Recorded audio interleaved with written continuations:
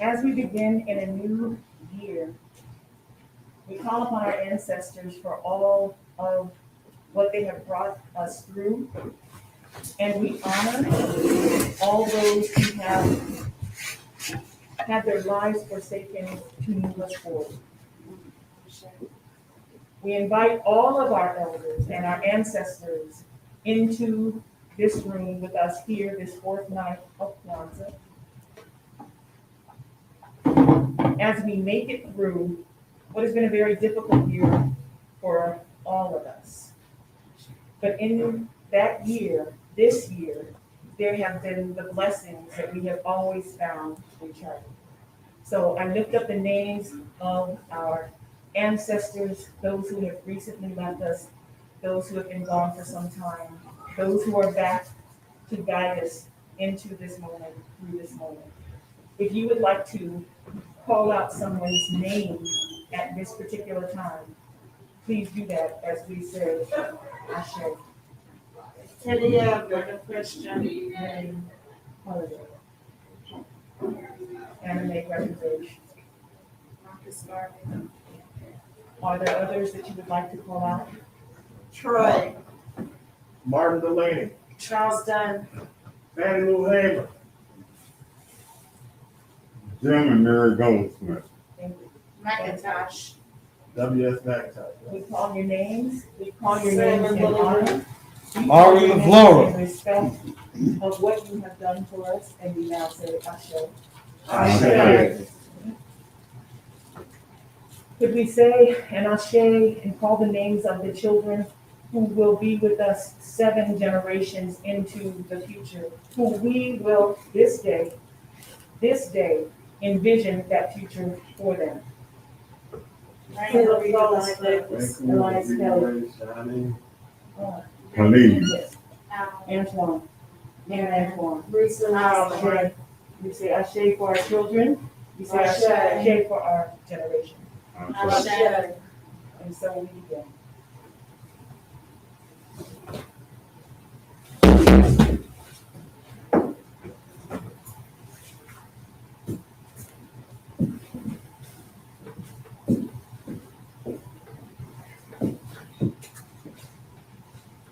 On this 4th day of Kwanzaa, we light our candle for Ujamaa, collective economics.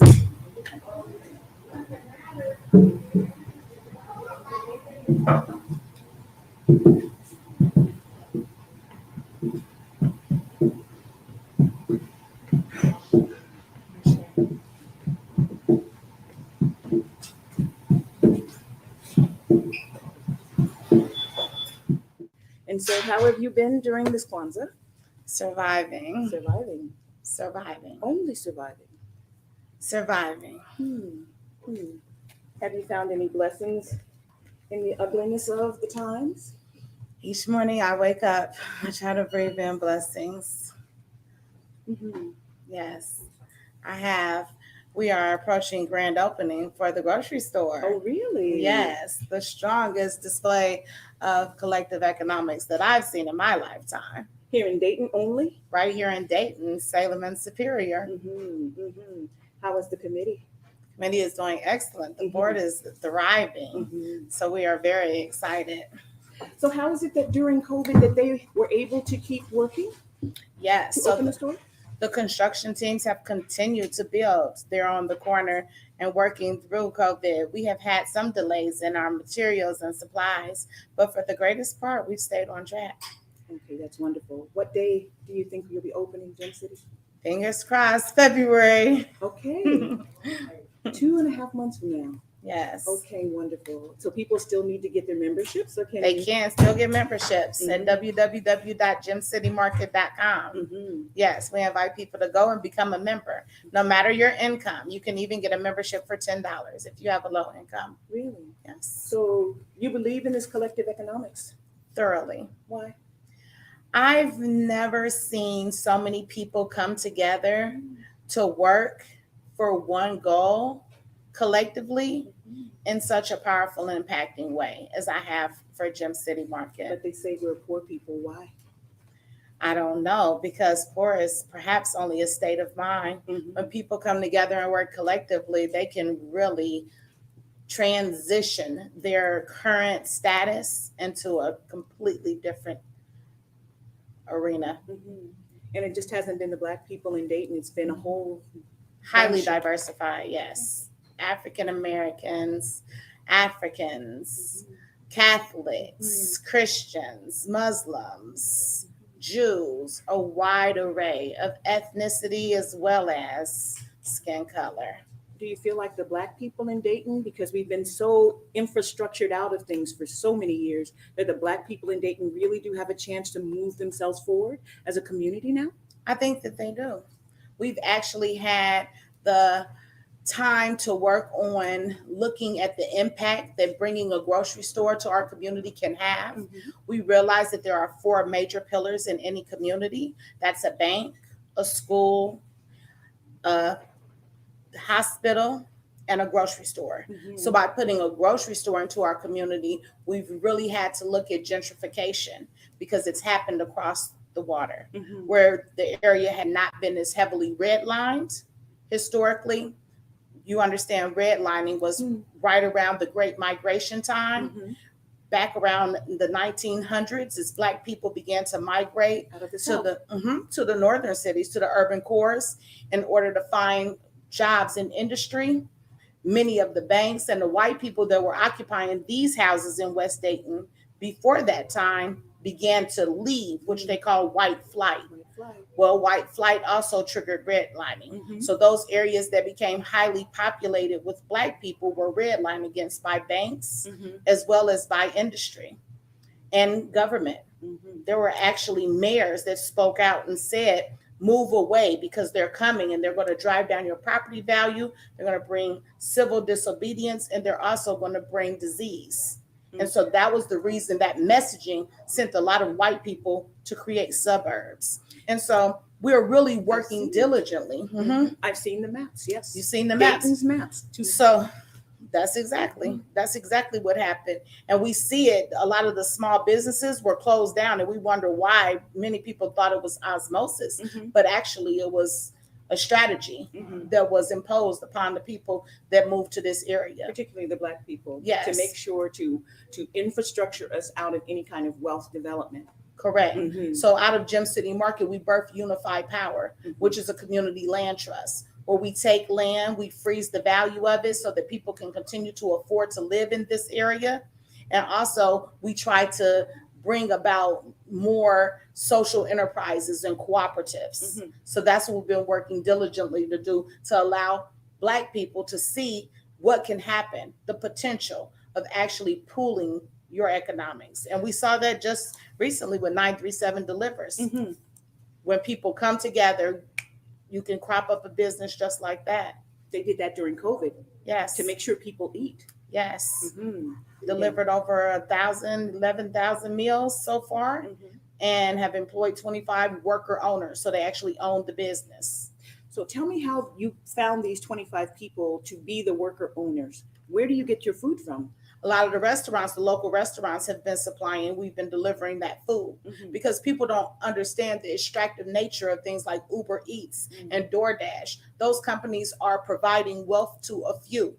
And that's what happens in this country. 1-2% of the country gets wealthy, and the rest of us are burdened in a rat race, where our main objective is just to try and make ends meet to pay bills. And never do we ever attain any level of wealth. That's why the wealth gap in this country has widened over the course of years because only a few get wealthy in this capitalistic system. Well, the thing is I call it the sharecropping system. Hmm. If people are coming up from down south and they come up north and people say, hey, we still have to capture your labor in order for it to do us good, but to keep you working for us, it's a sharecropping mentality. Yeah. So I don't understand sometimes why we don't get that sharecropping never went away. Yeah. As we sit back. One of our last governors, just prior to this one, I mean, he took our minimum wage down and then said that there are jobs in Ohio. Yes, there were jobs in Ohio, but people weren't doing $12 an hour, $13 an hour. They were doing jobs that now then were at $8 an hour. So they were working even more prior to COVID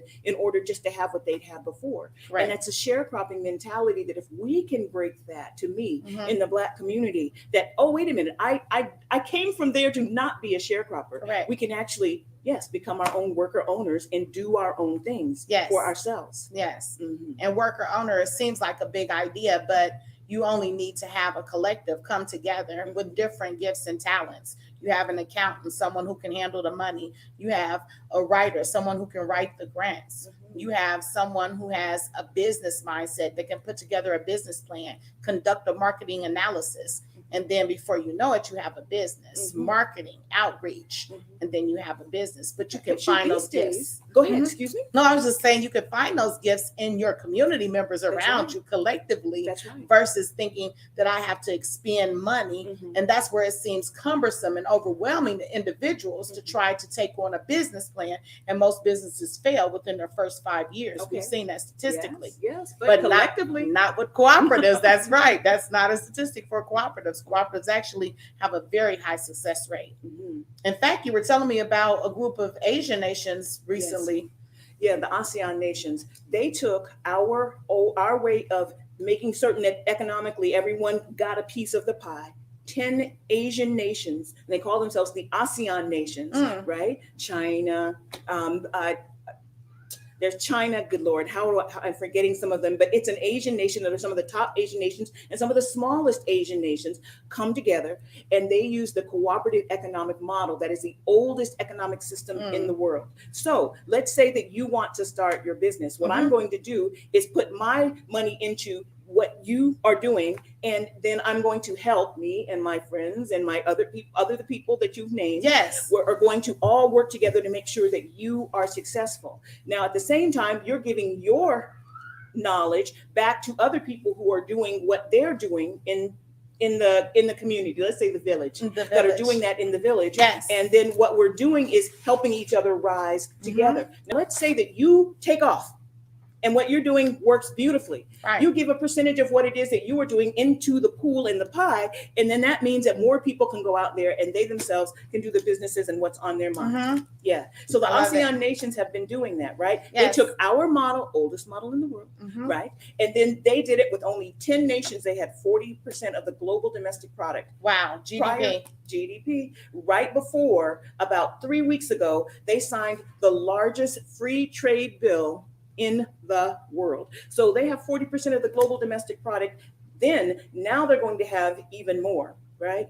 And so if we sit back and think about how people can even do that in Dayton, you're talking about these kinds of agreements and cooperatives from a people who are collectivist people in the first place. Yes. And the only reason that we sit back and look at how we were attacked for being collectivist, for looking after one another, for helping one another, and we look at how that became something that somebody looked at that was our strength, and they redefined it as something that was our weakness, and therefore we moved away from it, and they grabbed it up, right? They grabbed it up, and now they're moving forward with collectivist ideas that also come out of us, the oldest people in the world. Right. So anyway, with the ASEAN nations, what they are now doing is something that we can actually look to do in small arenas, like you're doing with Gem City Market, and also with Unified Power. Exactly. And as a matter of fact, Gem City Market mimicked their principles after the Madrigal model that is out of Spain. It was actually the Basque region of Spain where they had been war torn, and Franco came in and just sucked all of the resources, and employment was like at 3%. Suck all the resources. Familiar. People were poor. They were scraping, kind of like what a lot of people are doing now amidst COVID. You know, they were struggling, but they came together realized one of the resources that they needed was heat. Mhm. And we had a priest actually that started a kerosene business, but brought in others to help with it. And before you know it, you had the Madrigal principles that were developed that focused on collective Mhm. economics, working together, Yes. principles like wage solidarity. Mhm. And now 93% employed, $8 billion a year business. And they did it themselves. Yes. They just took it and they put it back into Yes. themselves. Daycares, businesses, banks, Mhm. you name it, they have it. They're basically being their own supplier. Mhm. Because what happens is the black dollar doesn't circulate within our community for like an hour, it's gone. So we don't have money that's retained in our community because we don't own anything. We don't own any businesses. They're supplying us with everything in our community.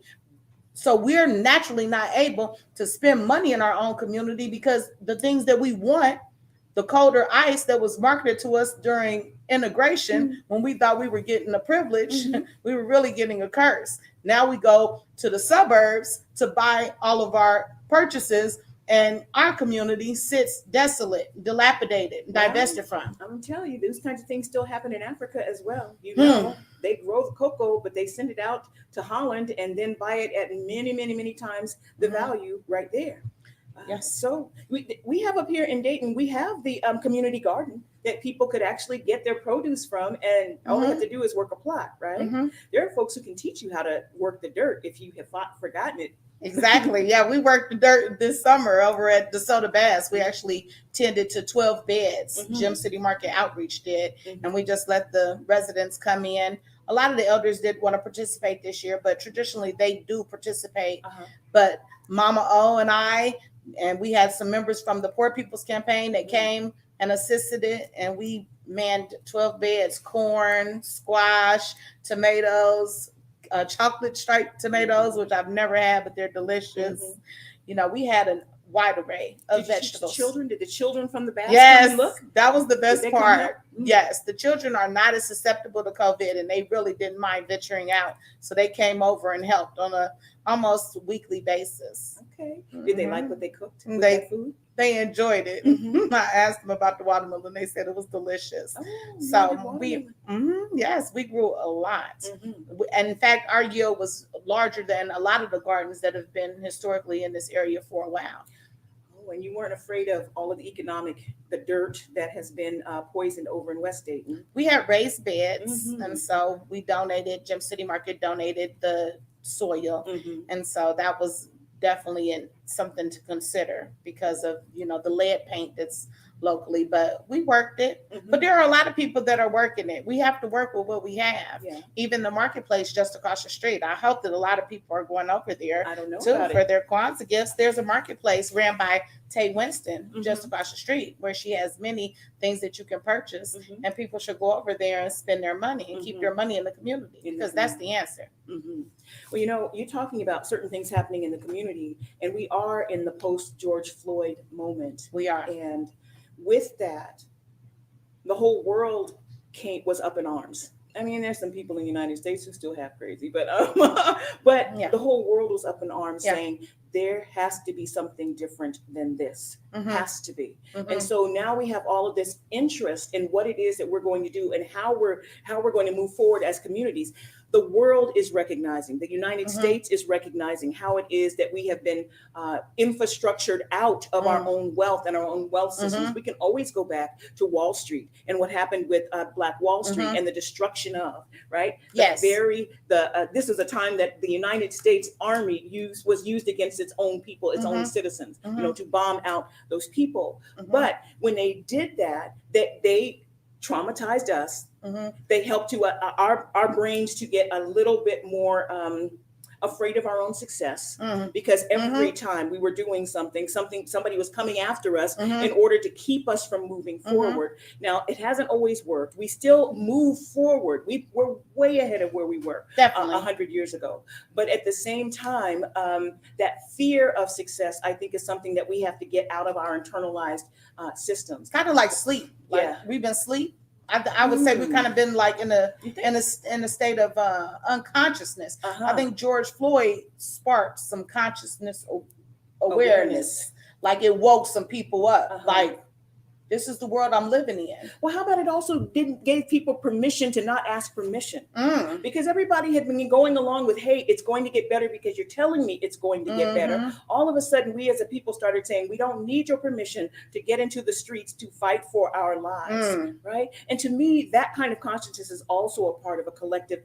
economics idea. Mhm. We sit back and there was a spread of all of these things that people said, we deserve this, and we are going to sit back and we're going to protest what is happening in terms of the deaths of the people. But what we have to be prepared for is not just the fact that we were willing to protest. In my view, we've got to be clear about the fact that people are now interested in how do we help move people forward. Mhm. And I think that we have to be a part of our own solutions in We the do. same way that you have said. Yes. So yes, we have corporate interest now in what it is that we do as a people. Yes. Right. But with that corporate interest and the money that's going to be coming into our communities, how about that we are also at the table when that money is planned for? Yes. And when we are not at the table, we have a policy or we have a way of speaking out about it so that we will advocate ourselves into that space. I think that it's made us more seen Mhm. by the corporate America. They're still concerned with wealth, but I think that there's a segment that's now even woke Mhm. to us Mhm. and to our plight. I'm surprised how many conversations I have with individuals who say they've spoke with white people who Yes. have been shocked Mhm.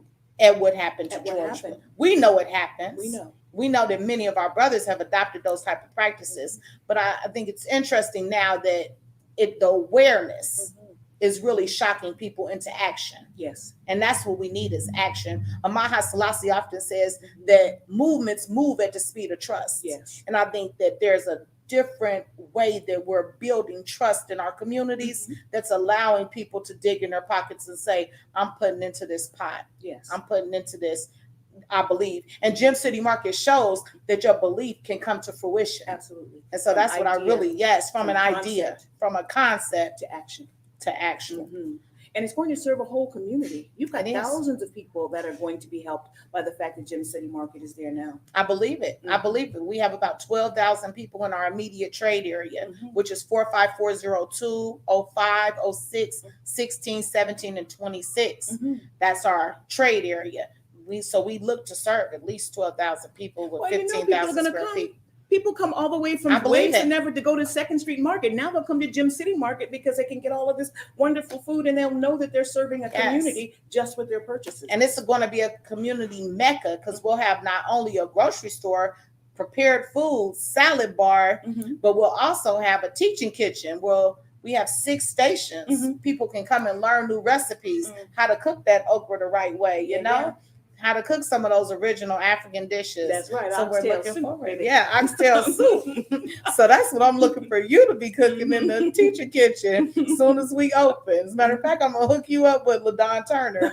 She's with Expressions of Life, and she's handling that programming for us. We'll also have a clinic that'll have a holistic medicine approach. Okay. So we're looking forward to having various practitioners come in, such as Tiffany Brown, who has a yoga practice, having some meditation. Kemetic yoga. I heard it's from the continent. It is All from the right. continent, Okay. Kemetic yoga. So we're looking forward to all of those experiences that are going to allow us to come together.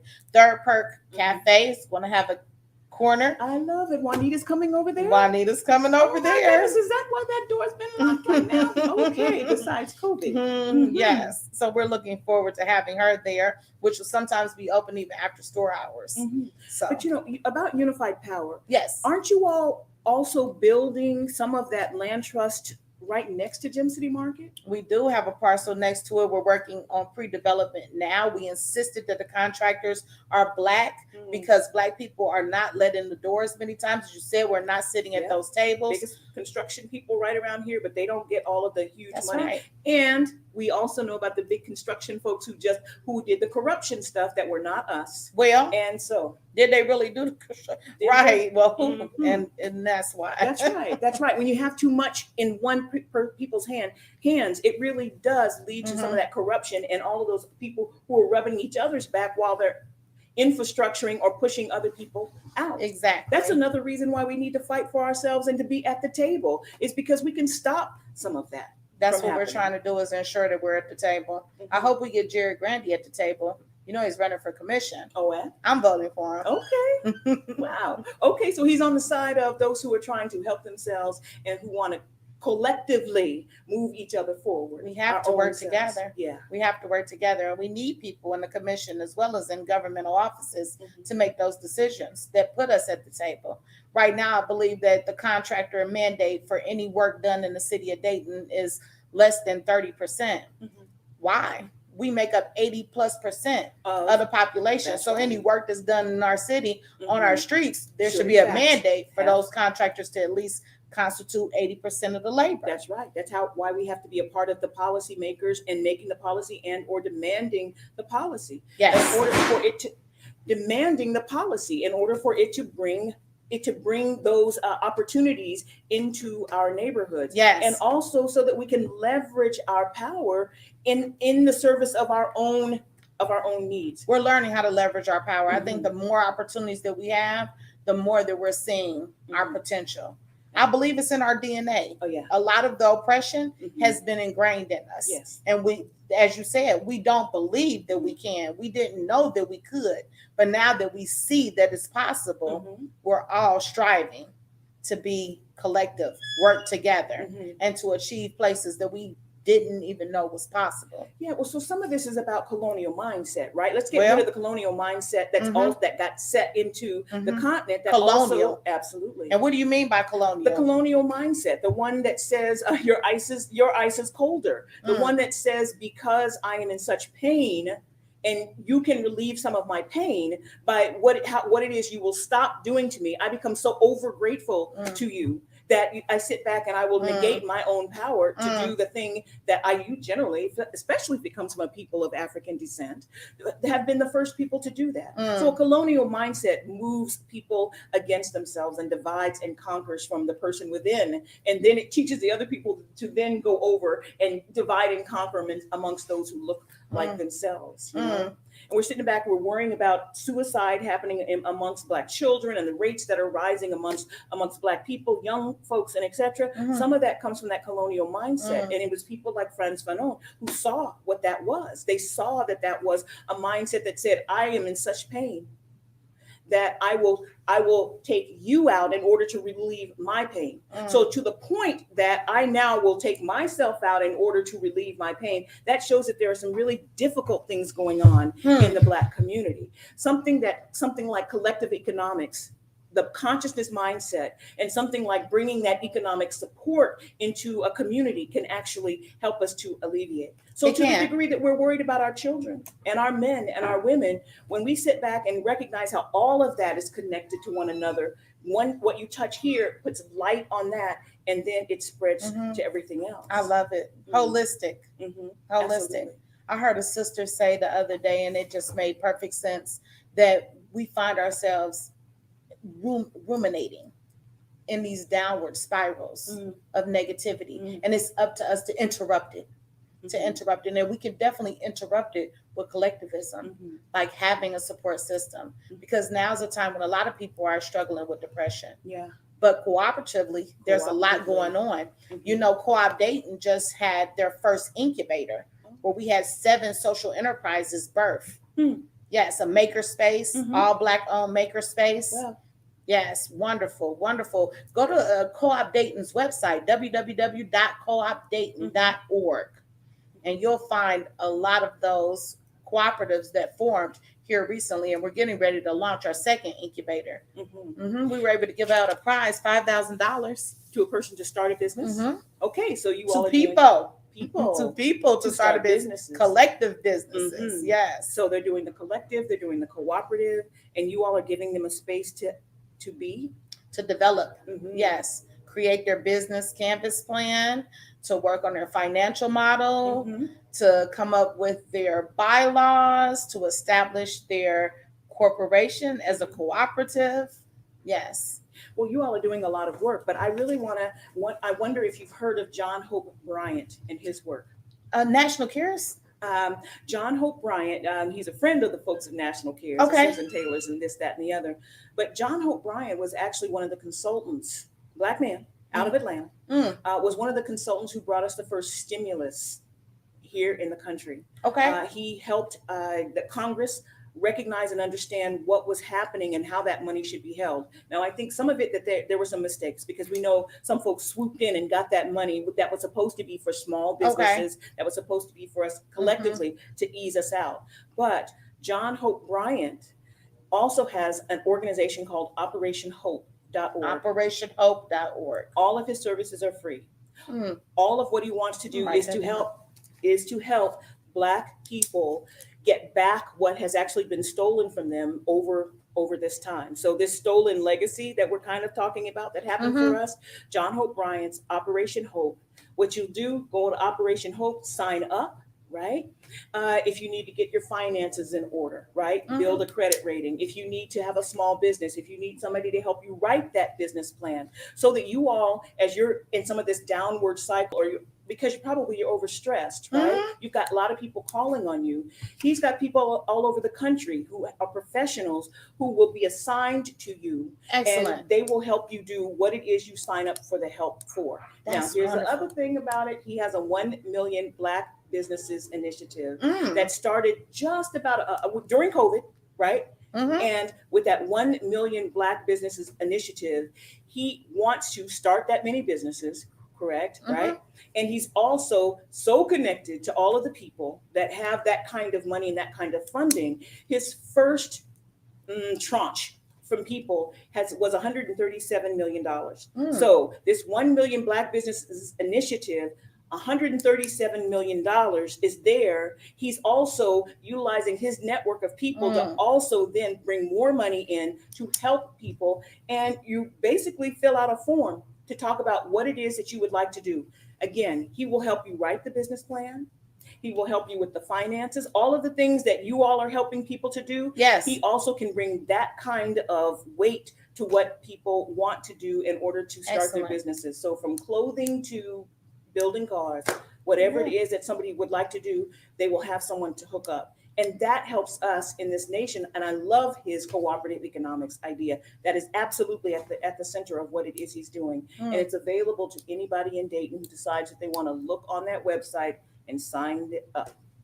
Well, I'm definitely going to the website. Yeah, because Gem City Market, the cooperative, Unified Power. Unified Power. All of them for sure. can also get into that. And guess what? It's about building Black capital, not just through grants, but it's actually saying that capital is yours to use. So yeah, we're getting it, aren't we? I think Kwanzaa's so. been around for a while. Ujamaa, this whole idea of cooperative economics and what it is we can do together. Now somebody is leveraging all of their access in the country on behalf of Black people. Yes, we need to think about our needs, like what it is that we need as a community. What do we buy? Like we buy soap. Where do you buy your soap from? The dollar Now I buy store? Shea Moisture because Shea Oh, there you Moisture go. has $100 million he established for Black women to run their Shea businesses. Moisture. Shea Moisture. I believe that's what I'm Richard using. Dennis, yeah. I buy that at Abdul's African store. Yeah. Yeah, you're familiar with Abdul's? Right across from the old Buy Kmart it that way. on Mama Salem? knows people told me about it. Yes, I buy my toothpaste there, Mhm. charcoal toothpaste, no bleeding gums. Yeah. It's really healthy. It makes you feel so fresh too. I love it. It's much better than that fluoride stuff. And I also buy my soap there. So I don't buy soap, commercial soap. I buy soap from Abdul's and it comes straight from Africa. Holistic. And we have to start thinking about that. Yeah, like we do. everything that we use, we should try to find Black procurers. Like who Black has this? Yeah. Because if we don't do that and make a conscious effort to do that, we will constantly have all of our resources usurped from us. Yeah, and it's not necessary. We are It's so not. capable. You just taught some children just earlier this year how to grow their own tomatoes. I know. I love and their own corn. I'm excited. I'm excited about all the things happening in West Dayton and around the country. I think that we're off to a great start. 2021 will be different. I think so. I don't want you to miss this thing about Richard Dennis. Shea Moisture, Black man. Oh, right. Reginald Dennis. It sounds like Richelieu. Richelieu. Richelieu. Yeah. He came from Liberia. His people come from Liberia. He started selling soap. You mentioned soap. He started selling soap up in Harlem Okay. out of suitcases, right? Okay. So the people in Harlem were what? Buying Richard Lou soap, right? It was his grandmother and his mother's recipe. Listen to all this cooperative economics, right? Yes. Became Shea Moisture. Shea Moisture is a multi-million-dollar organization. And then what he decided to do, because Black women who start businesses, Yes. we actually do better with less funds because we have less access to capital. Okay. But we do better with that money, right? And he has now $100 million pot of money that he actually has established for Black women to gain the capital. Wow, really? So you got to Okay. get John I don't wanna miss Bryan that either. together. You got to get Richard Lee Dennis together. I do. And then you got to sign up on those forms and let these people walk you into the next level of the life that we're about to live in this country together. I received it. It's been so good to talk to you. You too. I miss you so I much. miss you. Oh, wait until we get this COVID thing under control. I'm giving all the hugs. People are gonna be tired. I've got them stored up. It's good to see you, Miss Kenya Baker. You too. I can't wait to see all of the days of Kwanzaa come to fruition. That's right. Ujamaa, cooperative economics. So I think it's time for some Harambe's. That's right. We doing it. 7 of them. Let's pull them down. You Let's ready? pull them Harambe's. Yes. Harambe! Harambe! Harambe! Harambe! Harambe! Two more. Harambe! Harambe!